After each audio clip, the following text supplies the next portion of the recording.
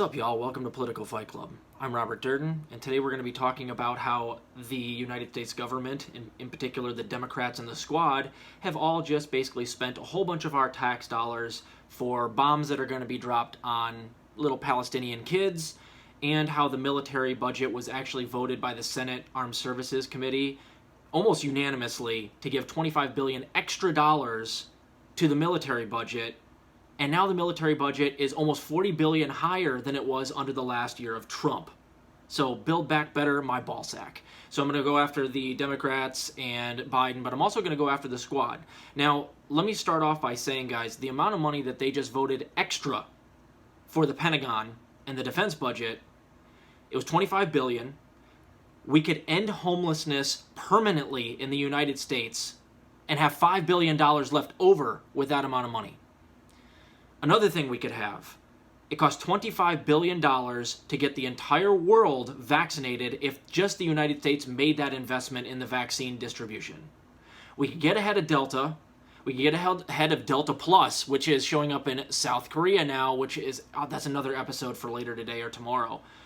But we could get out ahead of this thing, get herd immunity, and actually get ahead of COVID in a way that matters, put COVID in the corner rather than letting COVID put us in a corner for $25 billion. But no, we didn't do that. We want to go give it to the Pentagon and the military so that they can give $3.3 billion of it via the Squad voting as a bunch of assholes to give it to them so that we can drop our bombs on Palestinian kids, or the Israelis can. So let's first talk about the House, and they passed a $3.3 billion money for Israel military bill. And the deciding votes, they voted along party lines, and the deciding votes were 5 of the Squad members. I'm going to give you their names.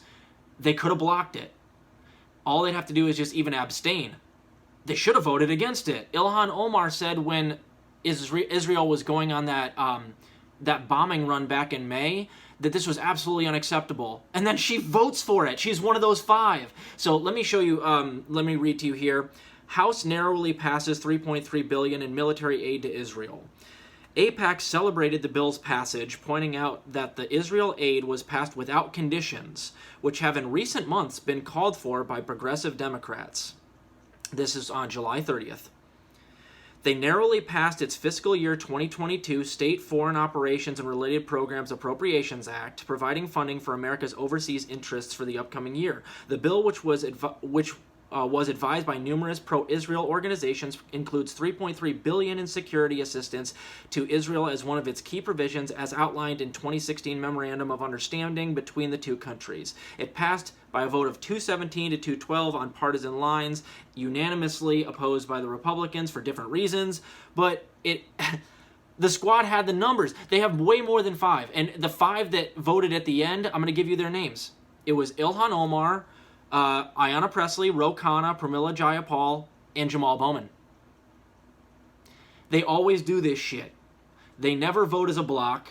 They have let some people off the hook and let them vote how they want, or they tell them, yeah, no, it's okay, you can vote, absent or whatever.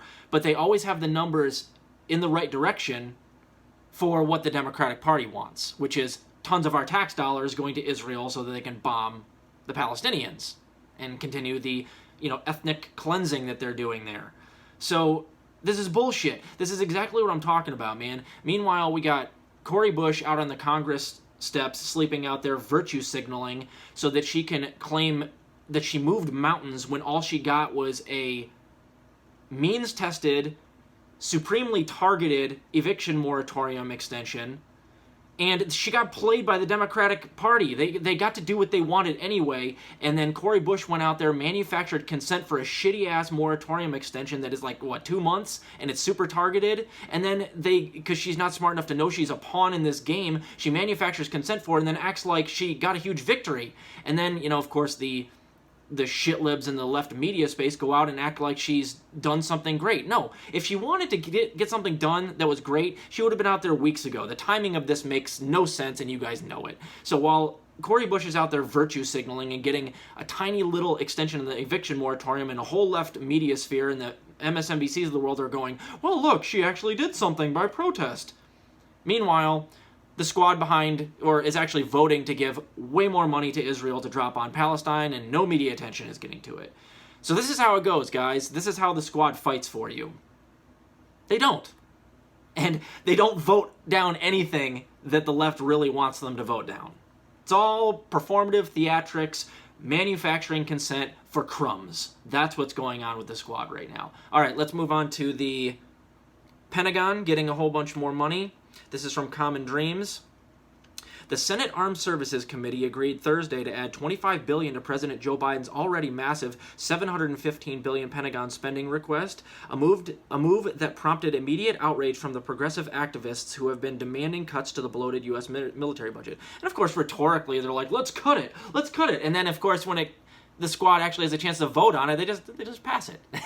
Or when committees like this that, they supposedly have some people that want to make some cuts to it on the committee, they all vote for it. I think it passed 26-3?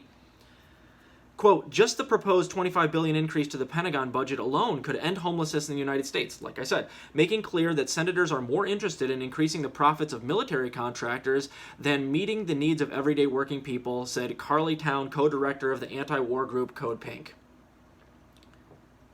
Narrowly controlled by Democrats and chaired by hawkish Senator Jack Reed from Rhode Island, the Senate panel voted 23-3, so not 26-3, 23-3, to approve $740.3 billion Pentagon budget for the fiscal year 2022. The proposed Defense Department outlay is part of the sprawling National Defense Authorization Act, which, if the Senate Armed Services Committee gets its way, which it will include $778 billion in military spending for the coming fiscal year. So they're spending more than Trump even did. That's not what the left wants.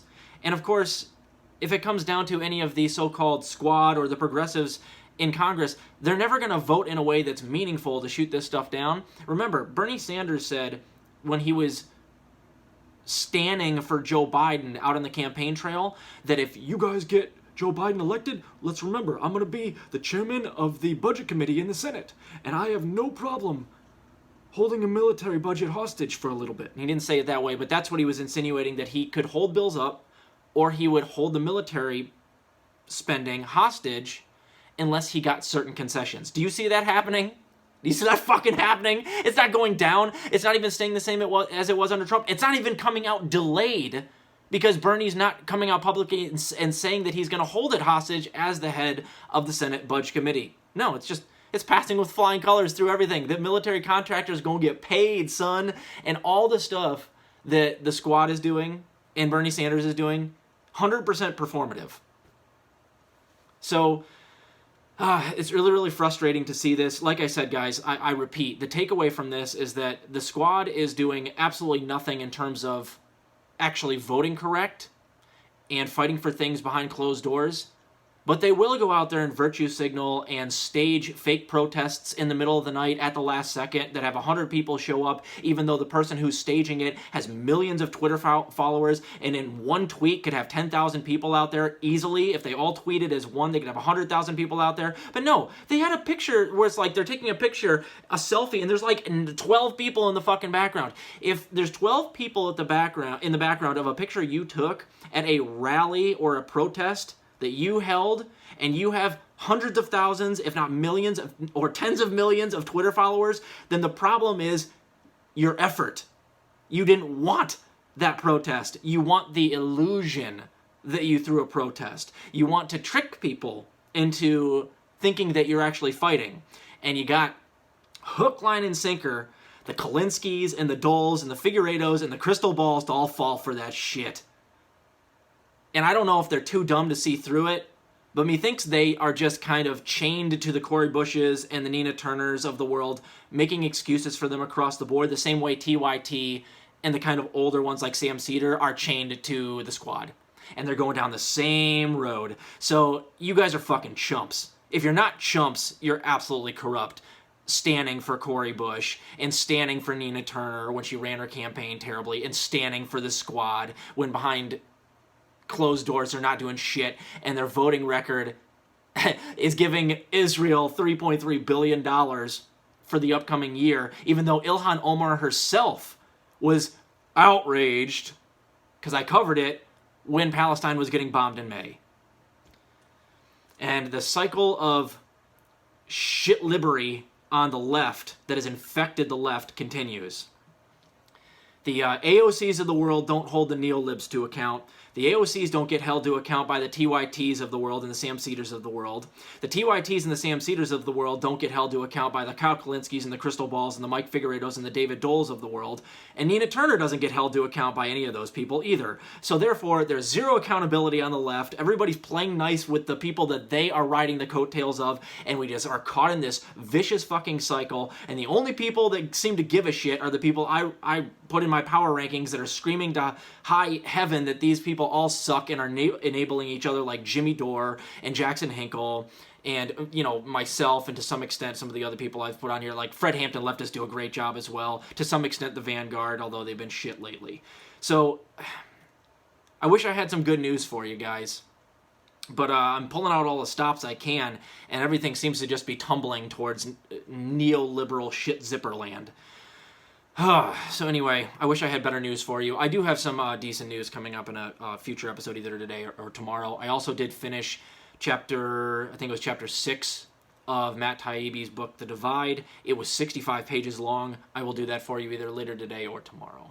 Keep fighting the good fight out there, guys. I'll talk to you later.